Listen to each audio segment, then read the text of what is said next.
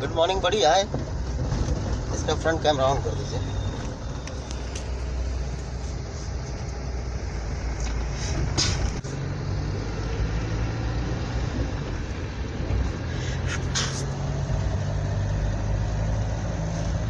Live गया है।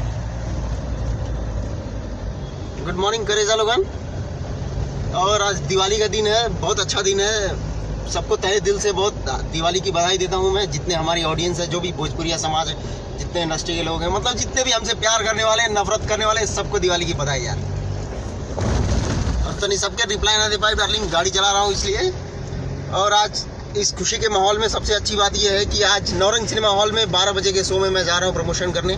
आप लोगों के कहने पे आप लोगों ने बुलाया, मुझे इतना प्यार दिया, इसलिए आज 12 बजे के शो में आ रहा हूँ भाई, फिल्म देखने आप लोगों के बीच में। और पिक्चर इसके एक हफ्ता पहले बिहार में लगा था। मैंने सुना अच्छा रिस्पांस दिया, अच्छा प्यार मिला आप लोगों का, उसके लिए भी थैंक यू डार्लिंग।